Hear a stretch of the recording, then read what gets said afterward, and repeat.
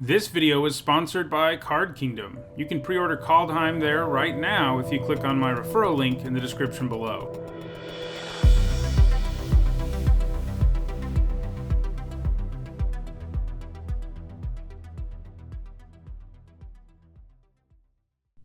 Hi everyone, I'm Hone, and it's Friday, so that means it's time for another MTG Top 10, the series where I rank cards based on their historical performance at Magic's highest level of competition. At least that's what I normally do with these videos. However, because Kaldheim is brand new, I wanted to do another MTG Top 10 about it. In particular, I want to talk about the most flavorful cards in Kaldheim. I think they did a great job with top-down Viking-inspired designs in this set, and I'd like to talk about those. If you didn't know, in addition to being a Magic YouTuber, I also have a PhD in medieval history, and I recently started a second YouTube channel called Hone History. I'm going to utilize my knowledge of medieval Norse culture and history in this video, and if it leaves you wanting to know more about Vikings, it just so happens that the video I did yesterday on Hone History is also about Vikings, so it is a bit of a companion to this video. Do me a favor and watch that video after this one, and if you like it, you can subscribe to the new channel.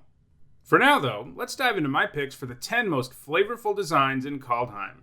At number 10, I've actually got two cards, Colossal Plow and Giant Ox. These two cards are really funny together and pretty terrible on their own, and that actually kind of makes some sense flavor-wise. After all, a plow this big isn't especially useful without a pack animal. You need an ox to move it. Once you can crew the plow, it does something that certainly feels like agricultural production, since you get some life and mana out of the deal.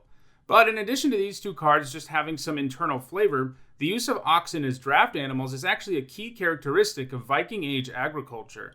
An ox, if you didn't know, is simply a castrated bull. They're castrated to make them more docile, but they're still very strong animals that were heavily used as pack animals during the Viking Age. Having zero power makes a lot of sense for something so docile, but it holds on to its high toughness. Near the end of the Viking Age, there would be an agricultural revolution of sorts that was spurred on by the use of the horse collar and horseshoes, which made horses into the primary animals for pulling plows because, with the horse collar, they could plow a field much faster. So in short, the inclusion of the ox and plow in this set makes perfect sense when we look at the history of agriculture and technology in the Middle Ages, and the two cards are also just really flavorful together. At number 9, I have Valky, God of Lies, which is a modal double-faced card with Tybalt, Cosmic Imposter, on the other side. Double-faced cards in general allow for some really flavorful designs, and I think they did a great job here. Within the Magic story, it makes perfect sense that Tybalt would disguise himself as a god in Kaldheim, and the story element is very effectively told here. Valky is, of course, based on the Norse god Loki, the trickster god, a god famous for his ability to change shape. So the fact that he can transform into the cards he exiles on the Valky side does a very good job of showcasing Valky's ability to deceive others with his disguises.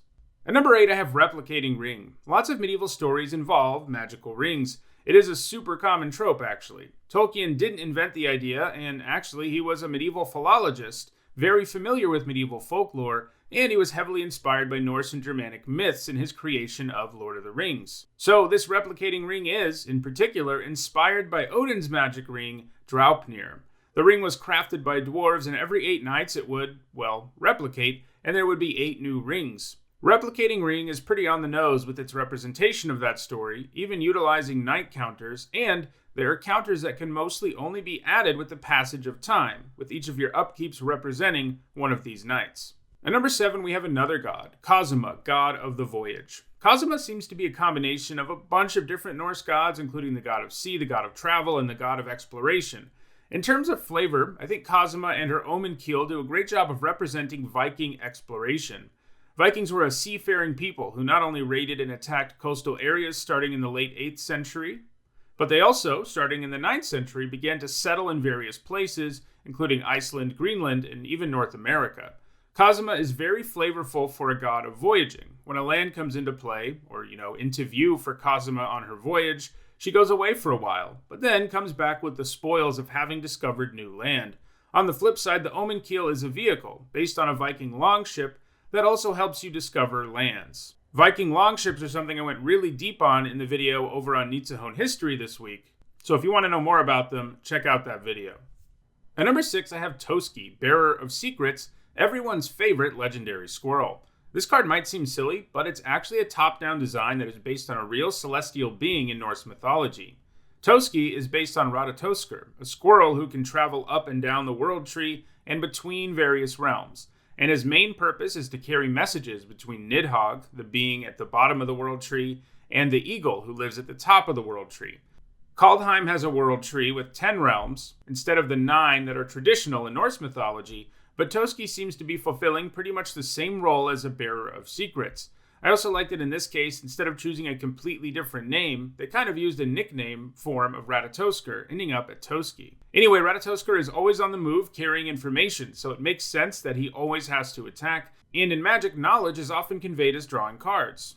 And once you start drawing cards, the flavor there is that he's brought you the information. At number 5, I have Alrund, god of the cosmos, who is heavily based on Odin, the chief Norse god. In the mythology, Odin possesses great knowledge, even of the future, so it makes some sense that he does stuff with foretell and that he helps you get cards from the top of your library. Additionally, Odin has ravens, whose purpose is to fly all over Midgard, the realm of humans, and report back to Odin with information. I think the fact that Haka lets you scry and then returns to your hand, at which point you can choose to cast the Alrund side, conveys the idea that if Odin got important information, he himself would transport to Midgard after receiving the message from his raven. So, the raven returning to your hand and then Odin taking its place is a pretty flavorful way to convey that. Also, as a side note, all the gods in Norse mythology are mortal, with many of them destined to die at Ragnarok, so the fact that gods in this set don't have any sort of ability that makes it so they can't completely die is also a good flavor choice. At number 4, it is the World Tree. I've already mentioned the World Tree when talking about Ratatoskr. In Norse cosmology, it is a gigantic tree around which each of the 9 realms are located. As I mentioned in Magic, they switched it to 10 realms because, there's 10 color pairs, but the basic idea of the World Tree is largely intact. As a giant tree connected to all things, it makes sense that the World Tree can help you produce every color of mana. Additionally, in Norse mythology, the gods regularly meet around the World Tree, so the activated ability of the tree, which summons all of your gods to the battlefield, makes perfect sense. At number 3, I have a Saga, Ascent of the Worthy. While double-face cards are good at conveying flavor, so too are sagas. Since they occur in chapters, you can really get a multi-part story, and that's what we have with Ascent of the Worthy. So, in Kaldheim, Black-White represents Starnheim, which is an analog for Asgard, the home of gods and Valkyries, and the location of the afterlife for worthy humans. This card does a good job of conveying one of the central aspects of Norse warrior culture. Dying heroically on the battlefield was considered to be the best way to go, and if you did that, a Valkyrie would then take you to Asgard. Chapter 1 and 2 of Ascent of the Worthy make it so one of your creatures gives itself up to save the rest of your creatures, since all damage is redirected to that one creature. Then in Chapter 3, the creature who died gets to ascend to Asgard, which is represented here by the creature gaining the angel and warrior creature types, as well as flying. At number 2, I have Sarulf. So, there are 3 major cosmic monsters in Norse mythology, and I'm a little disappointed with the lack of a Nidhogg or Jormungandr card. They kind of combine both into Coma, but I don't feel like Coma is particularly flavorful for either of them. Luckily, their design for Sarulf is pretty amazing and does a great job of representing the cosmic wolf, Fenrir. In Norse mythology, he's a gigantic wolf whose rapid growth seriously troubles the gods since he is such a destructive being, and the larger he gets, the more destructive he gets. Obviously, the fact that Sarulf constantly gains +1/+1 counters and has the ability to blow up the whole board if he gets big enough captures that story quite well. And at number 1, I have Bind the Monster, which depicts the eventual binding of Sarulf. Just as the Kaldheim gods seek to bind Sarulf, the Norse gods had to bind Fenrir to keep him from being too destructive. In Norse mythology, the gods are struggling to finally bind the monster, and one of them, Tyr, has his hand bit off in the midst of the struggle. This card involves the binding of a creature, and at a pretty efficient rate, but in the process you get damaged by the creature. In this case, the life you lose represents Tyr losing his hand during the struggle, but his sacrifice ultimately enabled the gods to bind Fenrir, just like the aura is generally successful in shutting down a creature. Well, those are my picks for the 10 most flavorful cards in Kaldheim. Remember, if you want to learn more about Vikings and their history, check out my other YouTube channel's latest video, which is about Vikings. You can find a link to that other video in the description. If you want to buy any of these flavorful cards, you can also find direct links to each of them in Card Kingdom's store in the description. If you enjoyed this video, don't forget to like it and share it so that others can enjoy it too. If you want to make sure you're aware of future MTG Top 10s, don't forget to subscribe and turn on notifications.